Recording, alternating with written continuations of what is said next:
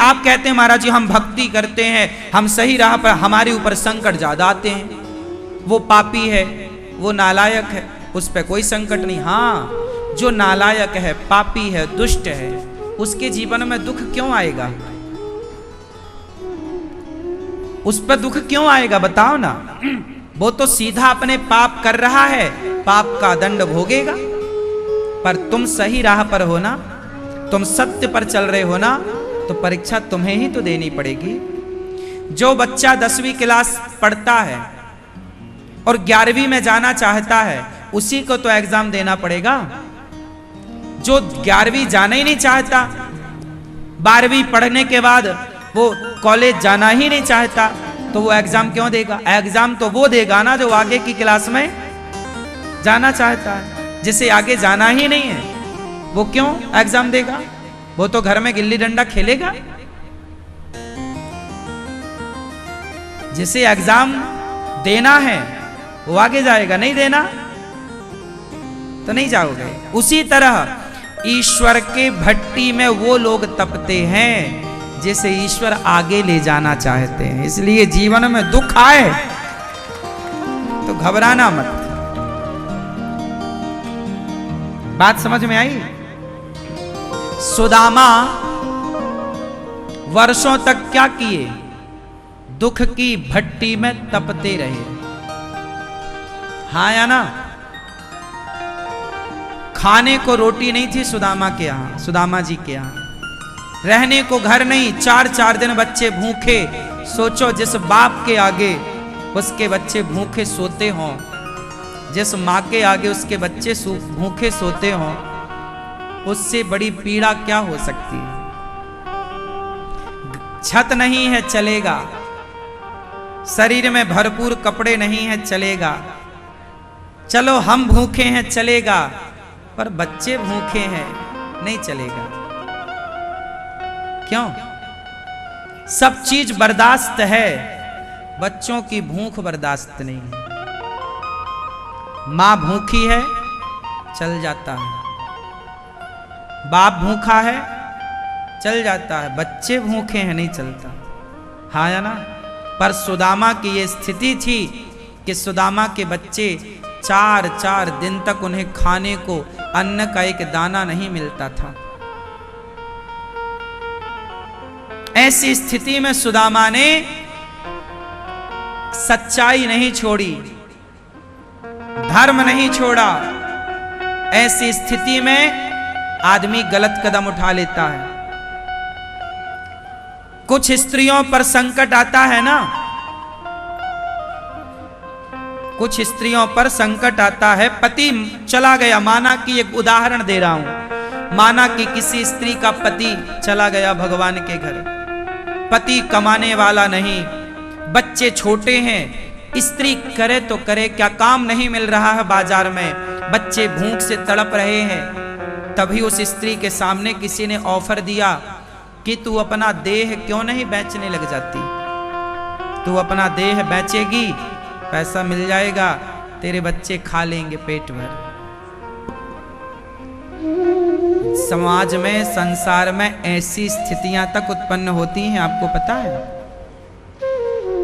जिसका कोई करने धरने वाला नहीं है, समाज उसे ऑफर देता है, हम तुझे देंगे 5,000, हम तुझे देंगे 10,000, तू अपना शरीर क्यों नहीं बेच देती? कुछ स्त्रियां इस ऑफर को स्वीकार कर लेती हैं, परंतु कुछ स्त्रियां बर्तन धुल लेंगी दूसरों के घर जाकर, झाड़ू पोंछा कर लेंगी दूसरे के घर में। 5,000 की नौकरी नहीं मिल रही है तो 1,000 रुपए की नौकरी कर लेंगी, पर वो अपना धर्म ना जाने देंगी। समाज में 2 तरह के लोग रहते हैं, सिक्के के 2 पहलू हैं। समाज में 2 तरह के लोग रहते हैं। एक तो वो है कि जो दुख आने पर बिक जाते हैं, एक वो लोग हैं जो दुख आने पर अपना धैर्य, अपना धर्म छोड़ देते हैं कि यार भूखा नहीं रहा जाएगा, अब तुम बताओ करना क्या है। एक तो इस तरह के लोग हैं कि जो दुख पर अपना धैर्य और अपना धर्म बोलो छोड़ देते हैं। लेकिन एक वो लोग हैं जो उस दुख में भी अपना धैर्य और अपना धर्म नहीं छोड़ते। उनमें से एक राम है। राम राजा बनाने जा रहे थे पिताजी, राजा की जगह वनवास दे दिया।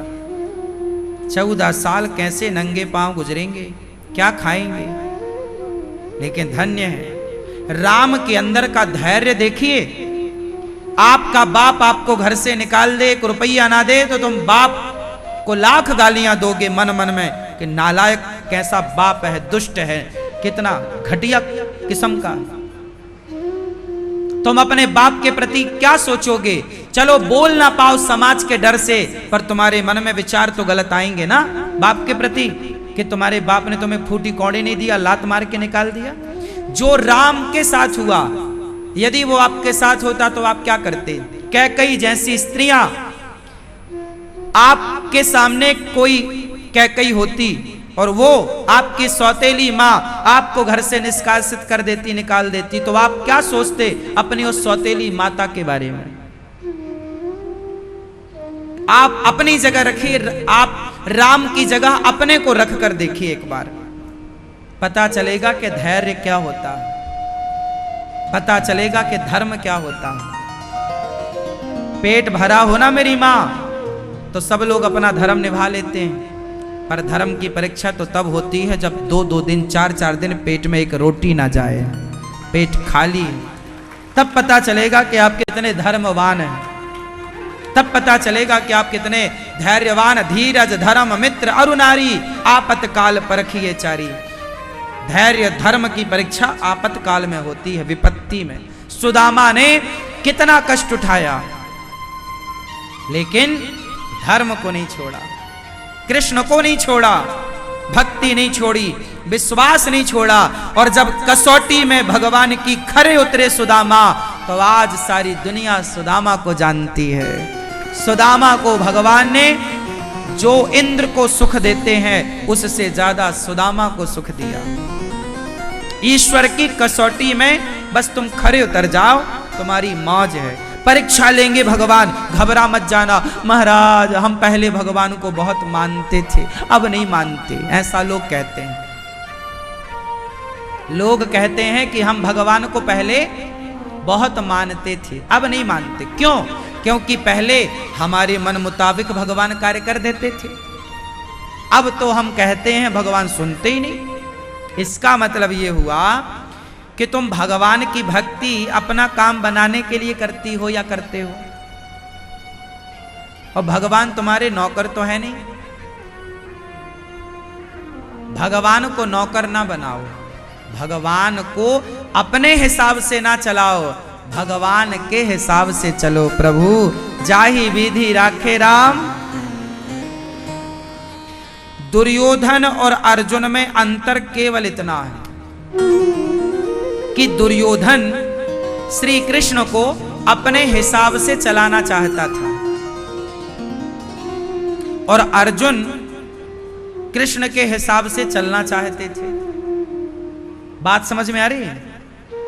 भगवान को अपने हिसाब से चलाना और भगवान के हिसाब से चलना, बताओ कौन सा रास्ता सही है? भगवान को अपने हिसाब से चलाना या भगवान के हिसाब से चलना? बोलो। तो फिर आपके जीवन में दुख आए, संकट आए तो घबराते क्यों हो? चलो ना भगवान के हिसाब से। मान लो ना कि ईश्वर अपनी कसौटी में हमें खरा उतारना चाह रहे हैं। क्यों तुम विरोध करते हो? सुनो, सेना में बहुत लोग भर्ती होने जाते हैं। सेना, भारतीय सेना, मिलिट्री, फौज, चले तो जाते हैं, छाती अच्छी निकल आई, लंबाई बढ़िया, अंदर हो गए, मिलिट्री सेना में अंदर चले गए। अब क्या होता, जैसी वहां जाओगे तो वहां क्या होती है? ट्रेनिंग 6-6 महीने की क्या होती है? जोर से आपको पता है कुछ बच्चे उस ट्रेनिंग को छोड़कर भाग आते हैं। अंदर गए करे, नौकरी पक्की थी पर ट्रेनिंग नहीं निकाल पाए। ये बात सही है कि गलत है? कुछ बच्चे, वो हार्ड ट्रेनिंग होती है, इतना बड़ा वो पीछे पीठ में बंदूक उनकी जो भी होती है, राइफल इत्यादि बड़ी वजनदार होती है, उसे टांग कर और भी वजन पीठ में लाद कर दौड़ाते हैं। दिन भर दौड़ो, दिन भर दौड़ो, दिन भर दौड़ो। और सूखी रोटी और आलू का झोल मिलेगा खाने को, खाओ, दौड़ो। कई बच्चे भाग आते हैं, उन्हें तो रबड़ी रसमलाई खाने की आदत हो गई है। हाँ या ना? अब वहां थोड़ी रसमलाई मिलेगी भाई, सेना है सेना, वहां तो सेना तपाती है। 100-200 थप्पड़ तो तुम्हारे गाल में बज जाते हैं। तुम्हारे बाप ने एक थप्पड़ नहीं मारा और सेना में भर्ती होने जाओगे 50 थप्पड़ पड़ेंगे। वहां ट्रेनिंग का हिस्सा होता है ये सब।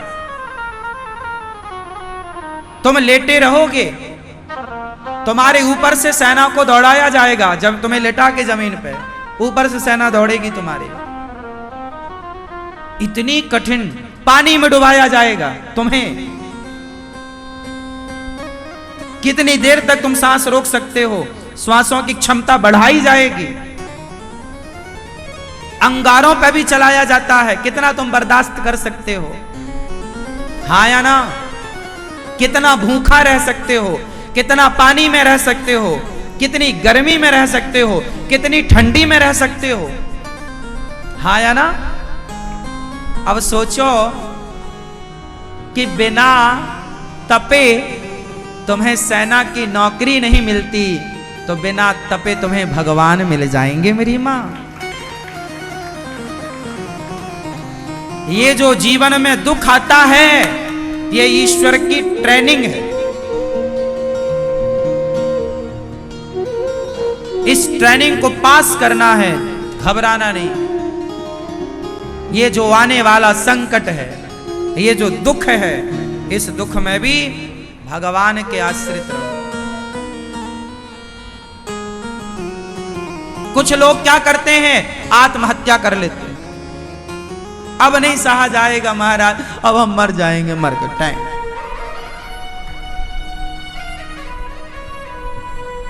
क्या हुआ? सुशांत मर गया, क्या हुआ? अरे दुख आएगा तो तुम आत्महत्या कर लोगे, ये बड़ी बात नहीं है। उस दुख से लड़ो। संघर्ष ही नाम है जीवन का। हाँ या ना? इसलिए हमारे श्री कृष्ण ने अर्जुन को हर दुख से, उस महाभारत के आए हुए संकट से लड़ना सिखाया है। अर्जुन भाग मत, चल खड़ा हो जा, लड़। अर्जुन तो भाग रहे थे, मैं नहीं लड़ता। भगवान ने पकड़ा, गीता सुनाई, लड़। लड़ो दुखों से। भाग के जाओगे कहां? कहां जाओगे? कहां तुम्हारे लिए सोने का महल बना है? सीता माता के जीवन में दुख आया, वनवास चली गई अकेले। क्या दुख नहीं आया? क्या सहा नहीं? लड़ना है। आपके जीवन में भी दुख आता है। आप में से कितनों के जीवन में दुख आता है? जिनके जीवन में आता है वो हाथ उठाएं। चुनौतियां हैं आपके सामने या नहीं? हाँ या ना? आपके जीवन में संघर्ष है या नहीं? असफलता, हार है या नहीं? 1000 बार हार जाने पर भी हिम्मत ना खोइए। 1000 बार असफल होने पर भी हिम्मत ना खोइए, करते रहिए प्रयास। आज हारे हैं तो कल जीतेंगे जरूर। उम्मीद ना खोइए, समय बदलता है। आज बुरा समय है, कल अच्छा आएगा। हमारे गांव में कहावत कहते हैं, घूरे के दिन भी बदलते हैं। घूरा समझते हैं? क्यों भैया घूरा? कितने लोग समझते हैं घूरा? बताओ क्या है घूरा? हाँ, गांव के लोग जहां कचरा फेंकते हैं, सारे लोग गोबर, घर के झाड़ू का, पहले गांव के लोग ना एक मोहल्ले वाले एक घूरा बना लेते थे। एक जगह होती थी उसमें सारा गांव का कचरा, वो जो कचरा जहां होता था उसे घूरा कहते थे। जाओ घूरे में फेंक के आओ, जाओ कचरा ले जाओ, घूरे में फेंक आओ। घूरा मतलब वो कचरा घर, कचरा घर। तो गांव में कहते थे कि घूरे के दिन भी बदलते हैं, मतलब जहां जिस जमीन पर बरसों से कचरा फेंका जाता था, उस भूमि पर भी कई बार जब मंदिर बनकर तैयार होता है, तो जिस भूमि पर लोग मलमूत्र फेंका करते थे, उस भूमि में माथा रगड़ कर प्रभु को प्रणाम करते हैं। दिन बदल गए कि नहीं उस भूमि के? बोलो हाँ। तो घूरे के दिन बदलते हैं, तो आशा रखना, विश्वास रखना, सुदामा के दिन बदले हैं, तो आपके और हमारे भी दिन बदलेंगे। विश्वास रखिएगा।